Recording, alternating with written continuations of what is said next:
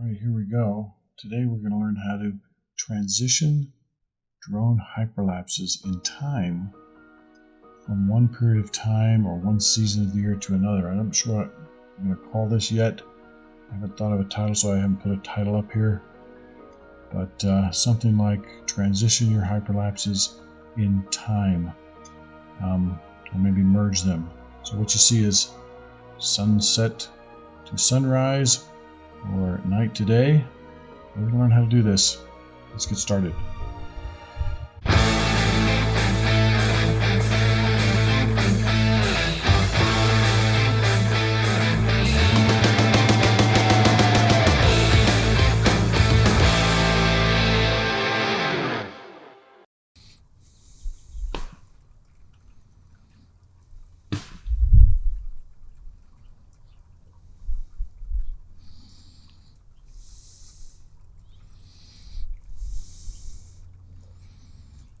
Okay, today we're gonna do a hyperlapse. The main point of this one here is not to do the hyperlapse, but to show you how to do a hyperlapse with waypoints and to save those waypoints so that you can repeat it and do the exact same hyperlapse at different times of the day, different times of the year. So you can have one that transitions from fall to winter, for example, which would be beautiful, or anything else that you want to do, but you want to be able to fly the exact same hyperlapse. So let's get airborne. We're going to go straight up.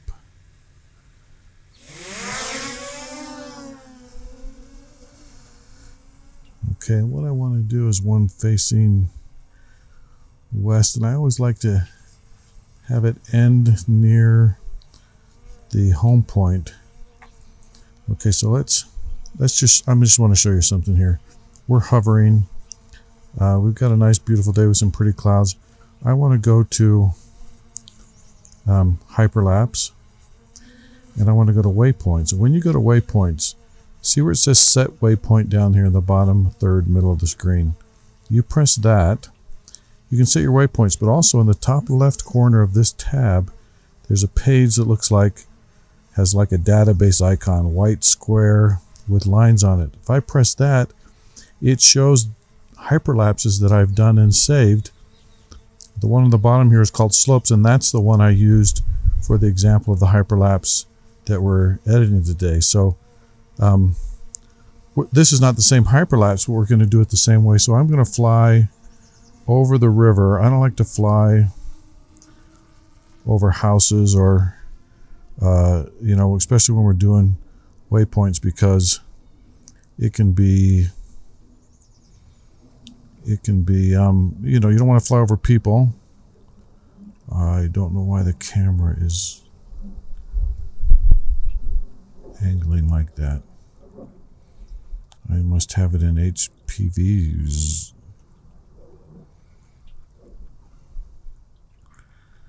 So I'm going to get over the river. I'm going to check that. I don't know what's going on with this. So I have it in, I do. First person view mode. I don't want that. I don't know how that got there. Now when I turn, it's nice and smooth. Okay, good. I'm still going to go a little forward here. I can see on the map I'm not quite over the river. If I'm over the river, I know I'm not over any houses, and very unlikely I'm over people. Now this is where the sun rises. The sun rises in over these peaks here, and there's good mountains there and some houses that would be good at night. So let's set that as the first waypoint. Then I'm going to turn down the other direction and go along that river. And I want this, couple things here. I want this to be 20 seconds long, because the longer it is, if I have a number of hyperlapses that I'm going to merge together, then I want them to I need enough time to do it. You don't want a 4-second hyperlapse and then you merge it with, you need time. You need 5 or so seconds at least for each scene. And this is over the river, and it's also by the starting point, which means if I do a long one, it's going to have plenty of time. If I point back, maybe I point back towards where I can see the river. That would, I think, be cool. So we'll set this as the second one, and then we'll also we'll also click these 3 little dots on the far right. Interval 2 seconds is fine, but we don't want 11 seconds. We want this to be 20 seconds. That'll give us plenty of time. And then we want to go here, and you can see at the top where it says save. We're going to edit it first by clicking on the pencil where it is, space, and I'm going to call this just west because we're facing west where the sun's going to set, which would mean this will be great on a nice sunset day. Save that. And then when we go back, we can hit start. It'll head to the first waypoint, which is fine. Now, a lot of times I'll do these in reverse because just to save time and to save battery. And I don't think we're going to get done. In fact, it says it's going to be 15 minutes. We've got 19. By the time we get back there, we may not have 15 minutes to do a hyperlapse because of the battery. But it doesn't matter. We have it saved. I could land it now, put in a fresh battery, and take off, and have plenty of time to do a 20-second hyperlapse. If as this one gets close to the end, it's not going to really matter because this is the middle of the day. I'll probably use this in the beginning or middle of the time lapse. I'm not going to use it at the end. The end of the time lapse is best for a night scene or even a sunrise or sunset, but certainly not in the middle of the day like this is now. But we'll go ahead and let it go back to where it started from and start the time lapse. I'm not going to film the whole thing. I'm not going to do screen capture for the entire event because that's a pretty boring time lapse. So this is going to slowly retreat, and it's also going to slowly rotate so that it's facing back towards the other side of the river. I think that might be a very dramatic sunset or hyperlapse, and certainly at sunset it should look great. If it doesn't work out like I want, that's not a big deal. We just do another one. We learn from it, adjust it, and keep going. Sometimes you have to adjust to get exactly the effect you want. But what we're going to end up is with 475 pictures or close to that. Now it says this is going to take another 15 minutes. You can see where the bottom third of the screenshot here that we have 15 minutes left and we've only taken 28 pictures. We have 475 to do. And then up at the top it says we've got 19 minutes left of battery. And if that drops at all, it's going to drop too much. That's not going to work for us. So because of that, we may have to end this one early, which is fine.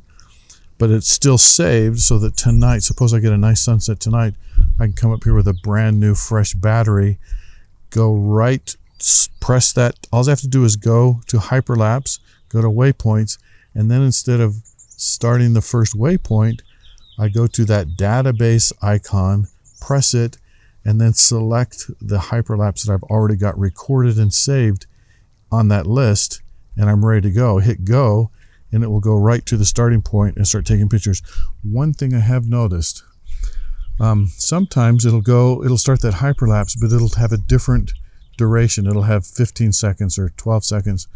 Well, I don't want that. I want them, each of these has to have 475 frames, or they're not going to sync up. They're not going to align and be the same duration, the same course, which makes it much harder for you to sync them up. You can still do it. It's just going to be harder. The transition is going to look like it speeds up and instead of as a constant smooth motion. So that's one thing you got to watch. At any rate, I'm going to stop this screen save, and I may start at the end, but we really don't need to because this is all you need to do. From here on out, you just repeat this until you get ones that really look good together. Okay, we're back here at the computer now, and we're going to process these. I'm going to do merge or put two of them together so that we can see how to do the transition. But first, what you need to do, of course, is refine them. You need to put them into, I think the best thing to do is put them in and make a video of. Now, I've already done this because I practiced this before showing you. But suppose we were doing the one, suppose we want to do from night, this one to morning. This one, that's fine. So suppose you had the morning one, you need to import that. So what you've done already is followed again, like I've showed you in my other tutorial on how to make a hyperlapse the right way. These have already been imported into Lightroom and RAW and edited and then exported into JPEGs. So you import, make sure this image sequence is checked. Just select the first one, open it up into Premiere Pro. Now in mine here it shows that it's in a 30 frames per second timeline. That's fine if you want to do that. Just make sure that they're all the same. I'm going to change it to 24 frames per second. The way you do that is you go, let's start over. You right click on it, go to Modify, Interpret Footage, Assume a Frame Rate. You can put whatever frame rate you want. In this case, I'm going to put 24 and then bring it into the timeline. Now, you'll notice that the aspect ratio is not 16:9, and that's what you want it to be. But I'm going to bring it in at this sequence, the sequence settings that are 4000 by 3000. Now, that's a 4 by 3. That's the size of the whole whole sensor. I don't want to change that size for now. We'll change it later after we've merged them because we may need some extra pixels to move things around. And also, if you want to, you can animate this later. You can make it look like the gimbal was down and then tilted up or tilted down. So I always render it in the actual full sensor size initially, and then we're going to take those and change them later. So what you want to do is you want to bring them in and you can look at that whole thing if you want, but these are always a little bit unstable. So in Effects, you can go to Warp Stabilizer, and I have all these warp transition presets. So I'll close the presets, and that makes it easy for me to find Warp Stabilizer. Drag that on. A lot of times with Warp Stabilizer, you only want to use like 2 or 3% of smoothness, not 50%. But when you're far away from the subject, these default settings are just fine. So you can leave it on smooth motion and smoothness at 50%. It's not going to hurt it at all. And we'll go ahead and do that. We'll pause the recording now so that you don't have to wait the 5 minutes it's going to take to smooth this. Okay, here we are back, and now it's much more smooth. A good way to check that, I don't like playing it. I want to see how well it goes. So I'll leave it at full. A lot of times to play it more smoothly back, you can put this, you can put it at a quarter or an eighth of the resolution, or the not the resolution, but the quality, so that it'll play back smoother. But another way to do that is to go to Sequence and say Render into Out, and quite quickly it will render everything into out so that you can watch it in full time. It'll automatically play, and it'll turn this yellow bar into a green bar. Then you can see that it's quite smooth. Oh, we got a bit of a white balance issue there. You can see there's a white balance issue right there. The sky goes from a bluer to a warmer color. So I might have to render that again, not from here, but from the JPEGs, and fix that. I probably forgot when I was taking this to set the white balance manually, or something went wrong. But at any rate, that does happen on a rare occasion. You know, in this case, I don't think it's going to matter, because if we put this from the night to day, then we'll just use the last 10 seconds of it, so it won't matter in this case. Also, at the very end, it tilts. Looks like the warp stabilizer put in see, it kind of tilts down like that, so we'll cut that out too. But let's not worry about that now. So we're going to do the same exact thing. So what you do now, of course, is you would select that, put your in point there, put your out point there, and then you're going to render the whole thing, not render but export. And I've already done that. So instead of exporting this, you want to make sure though that you match. We don't need audio because there is no audio. You want to put down here, you want to leave this so it's 4000 by 3000. We want to maintain that aspect ratio. Down here you want to do render at maximum depth, and this is a very low bit rate. I would change this to 2 pass, and I would change this to 100 on both passes. So it's going to give you a target bit rate that's higher. Make sure you're at maximum render quality. You can name this, put it in whatever file you want, and add it to queue. Again, I've already done that. So we don't need to do that now. We're going to cancel the export. We're going to pull this out. We're going to do the night time lapse the same way. And so we'll have 2 renders. Now again, I've already done that. So let's get rid of these. And we'll go back to our files. And you'll see that I did a night one. I did 2 night ones. I didn't like this one a whole lot. And I made this one turned out better. So we're going to bring in that night lapse. And we're going to bring in the one we just did, the morning one. And we're going to make this so it's morning. This sunset one's also good. We could do sunset to night to morning and just make it a little fancier than I intended. So whatever one you're doing first, this doesn't really matter that much, but what I'm trying to create for you is a repeatable process where you don't have to know every little thing that's going on in Premiere Pro, and you can still do this really easy. So if you put this in the timeline, the one that you want first, put it at the top. There's 3 here, and you can add more if you wanted to. You can add a track. You can add as many tracks as you want. But we're going to need 3 tracks. We're going to go sunset to night, as if it transitioned from sunset to night to morning. So the next one would be the night. We're going to put that one next. Now, they don't line up exactly.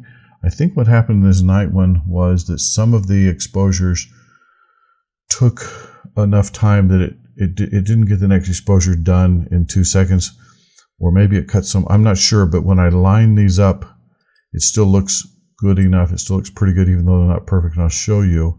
I'll bring this down. You can see they don't quite line up here, but they're really close, and the buildings in the foreground are close.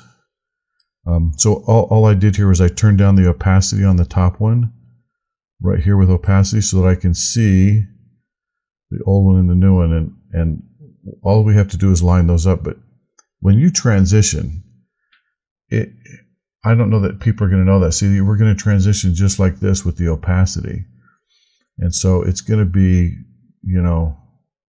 pretty cool just like it is. So let's put that opacity back up to 100, and then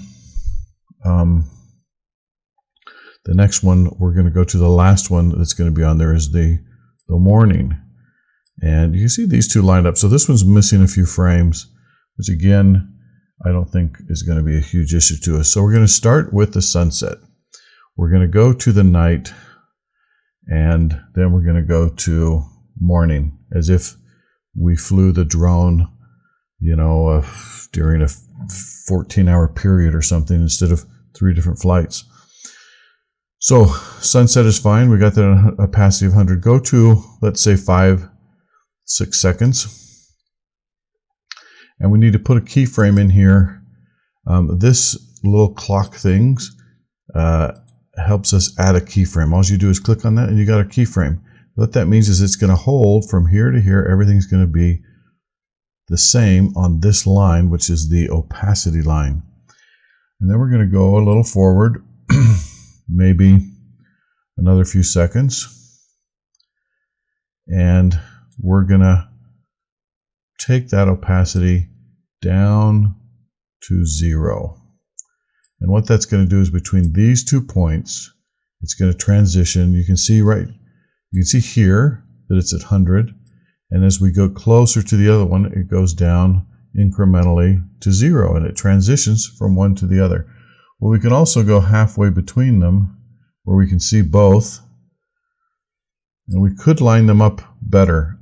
I frankly think this is okay, just like it is. But suppose we wanted to line them up better. All we'd have to do is go to the position point, and we'd move that position around. Okay, that's not the problem. It's not up and down, so let's undo that. It's left to right. So, yeah, right there, they line up perfectly. Now we have a problem here, but again, we outputted this much larger than the one we need, and so it's not going to matter. Also, the mountains here don't line up perfectly, but keep in mind they're going to be watching it at this speed. And you can see that looks very smooth. In fact, that's slower. That lags a little bit just because it's outputting, while it's going. And so it's going to be even faster than that. So to me, that's going to be fine. No one's going to notice that really. And if they do, they're the top-notch professionals, and they're still going to be impressed. So we're going to do nighttime up until about 15 seconds. Now, we've got this video 3 selected, and those are the changes we were making on this video. We're not going to make changes on that video anymore. We're going to make changes on the one that's underneath it. And so again, we'll do the same thing. We go to opacity here. Okay, and that's at 100, but what we want it to do is switch till daytime somewhere. Let's do this a little earlier. Let's drag this back to about here just to give us more room. We're going to go a few seconds ahead, and we're going to put this one down to 0, the opacity to 0. Again, we're going to just be and this one is lined up really nice, perfectly even, I would say. So I don't think we need to change it. So we're going to put that down, the opacity to 0, and again, from here to here, the lights turn off. Oh, it's not quite lined up. You see the sun is coming up here, which is right here. So again, let's move this one over the other way. Now they're lined up perfectly. I really don't think this is going to matter. If you took the time, when you did the hyperlapse, you've got to have the same interval, the same course, the same waypoints, and when you do that, they're going to be pretty darn close. So that's our sequence in transition, and then we want to turn it off before it does that weird tilt thing that we noticed when we were rendering it. So right there, we're going to put the out point. Just push O on your keyboard, and that's the out point. It's the point at which it's going to render this into a video. We go to the beginning, we put in, and again, if we go to sequence, and we select render into out, it's going to fairly quickly render everything so that we have a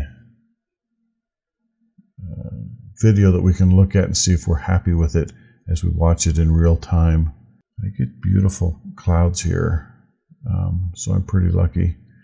We get nice, beautiful sunsets and sunrises. In fact, these aren't even as good as some of the others.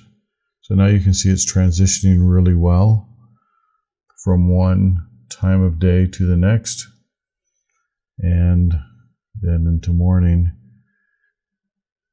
Okay, good. Now, what I would do is render this. And the reason I think you should render it is that because you don't want to deal with too many elements at once. If we change the size and the aspect ratio and everything, and we do from one to the other, you're going to have to do that with all three tracks. And what I'm trying to do is make this very easy so that you can deal with it. So we're going to render this.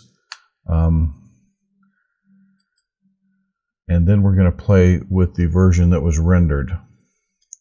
Render to maximum depth. You can set a preset for this. I haven't. I have a lot of other presets. With this one I don't. And that's fine. Just to make this faster for now, I'm going to do this 1:40 because that'll be good enough for the tutorial. And I'm going to change this to we'll put it in the time lapse. We'll call this tutorial. Oops. Tutorial transition.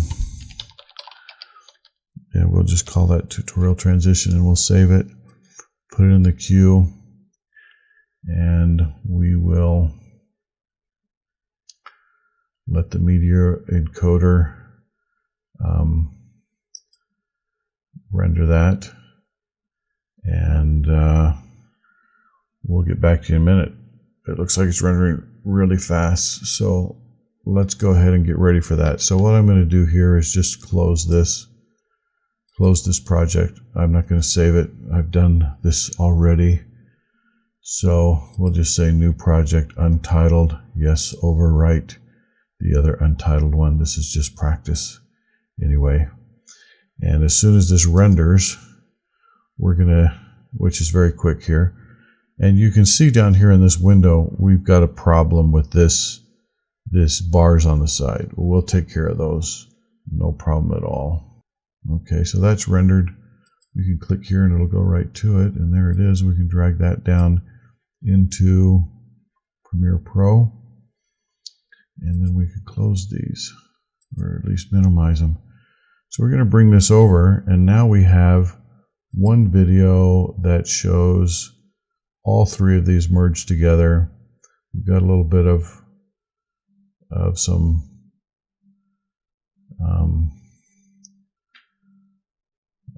flicker in the sky on that one. So I would have to go back and render that, go back to the beginning and fix that. But for this one, we're going to leave it in and see how it goes. Okay, now first problem we have is this is not a good aspect ratio. If you're putting this on Instagram, this is fine, or it depends on your needs. But I like things in a 16:9, which is a normal video setting. So what we're going to do is we're going to change this to 3840, which is like a 2160, and that gives us an aspect ratio that uses most of the screen,